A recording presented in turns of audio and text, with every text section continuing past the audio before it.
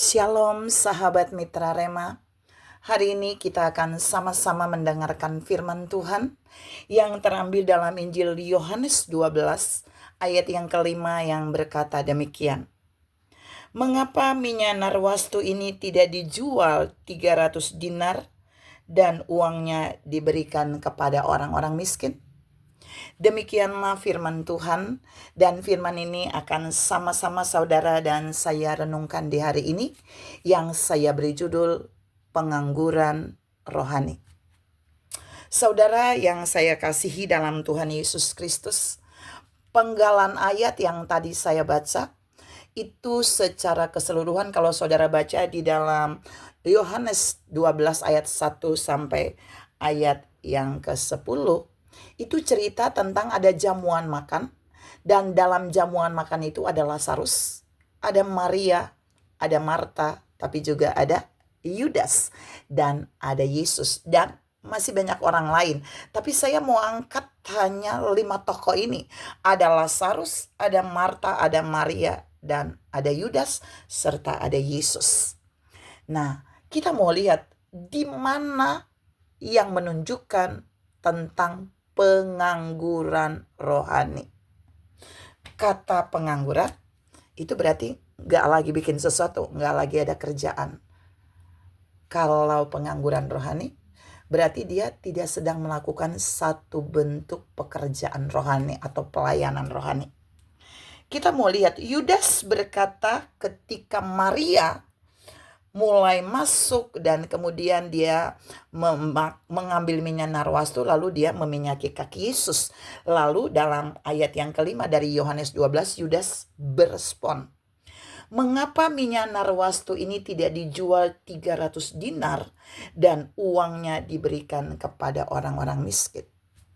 Saya mau bawa saudara melihat sesuatu yang dalam dari pernyataan Yudas ini. Yang pertama, Yudas berespon ketika melihat Maria melayani Yesus.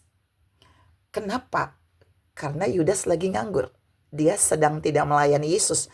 Respon yang pertama itu menunjukkan bahwa Yudas itu sedang menjadi pengangguran rohani. Makanya dia mengkomplain Maria yang benar-benar sedang melayani Tuhan. Dasarnya apa sih Yudas komplain? Kalau saya bilang ada unsur iri hati. Percaya atau tidak, waktu seseorang yang dulunya melayani Tuhan dengan luar biasa, tiba-tiba ada orang lain yang datang dan bisa melayani Tuhan dengan luar biasa juga, maka ada respon negatif yang muncul seperti yang Yudas berikan.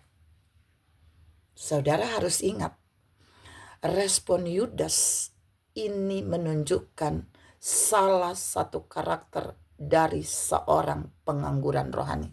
Yudas sedang tidak melayani Tuhan hari itu.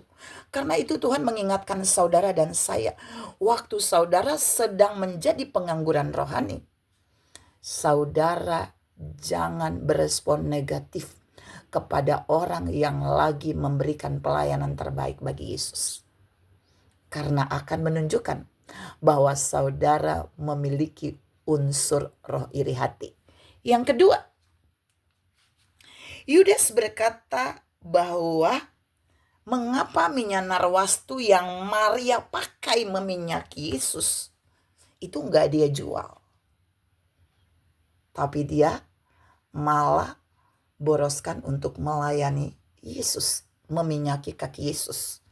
Yang kedua, seorang pengangguran rohani, perhatikan, itu pikirannya pasti tidak akan menguntungkan Tuhan, tapi akan menguntungkan dirinya sendiri. Saya ulangi sekali lagi. Orang yang sedang menjadi pengangguran rohani biasanya mereka akan melakukan sesuatu untuk mencari keuntungan dirinya sendiri, bukan untuk keuntungan Tuhan. Yudas bilang dijual. Jadi jika Yudas punya minyak itu, dia pasti tidak akan memakainya untuk melayani Yesus. Tapi dia akan jual untuk dapat uang kira-kira 300 dinar. Banyak banget ya saudara. Ini modus yang Yudas sedang tunjukkan. Menunjukkan seorang pengangguran rohani. Dia punya hati tidak bisa sungguh-sungguh melayani Tuhan dengan tulus. Yang ketiga, seorang pengangguran rohani,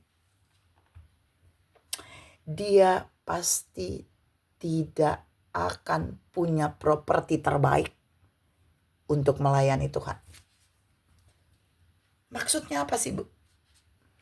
Waktu Maria datang dalam jamuan itu, Maria sudah punya persiapan untuk melayani Tuhan. Karena dia tahu Yesus ada di situ. Persiapan Maria apa? Ya dia bawa properti. Dia bawa alat.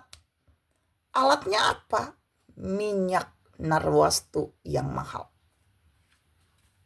Yudas bawa apa? Enggak ada, bawa omongan aja. Berapa banyak saudara bisa melihat karakter ini ada di dalam gereja, di dalam ladang-ladang pelayanan. Ada orang-orang yang luar biasa yang datang dengan persiapan untuk melayani Tuhan dengan properti terbaiknya. Tapi juga ada pengangguran rohani yang juga datang tanpa properti, lalu mengkomplain orang yang punya properti. Tuhan mau bilang hari ini buat saudara dan saya bahwa Yudas tidak punya properti yang terbaik untuk dia melayani Yesus hari itu. Tapi Maria punya minyak narwastu yang mahal. Tuhan menantang saudara dan saya hari ini untuk kita tidak boleh jadi pengangguran rohani. Tapi kita harus menjadi orang-orang yang punya persiapan, yang membawa yang terbaik waktu kita mau datang untuk melayani Tuhan. Waktu kita mau bertemu dengan Tuhan. Bawa properti terbaik kita untuk melayani Tuhan. Apakah properti Maria adalah hanya minyak narwastu? No. Dia sudah persiapkan hati yang berkorban terlebih dahulu. Bahwa dia akan melayani Yesus dengan mengorbankan minyak narwastu yang mahal. Bukan saja itu. Tapi Maria sudah punya ketetapan di hati. Dia tidak peduli. Waktu dia melayani Yesus dengan properti terbaiknya dia. Sekalipun ada omongan dari si pengangguran rohani Yudas. Tuhan mau bilang buat saudara dan saya bahwa hari-hari ini, tahun 2025, Tuhan akan menunjukkan perbedaan-perbedaan ini di dalam dunia pelayanan. Ada orang-orang yang seperti Yudas, dipercayakan Yesus dengan baik, tapi tidak lagi punya properti terbaik untuk melayani Tuhan. Mereka menjadi pengangguran rohani. Tapi ada orang-orang yang biasa sederhana, punya hati yang melayani, punya kesiapan, dan punya hati yang berkorban. Bahkan punya properti terbaik yang datang untuk melayani Tuhan seperti Maria.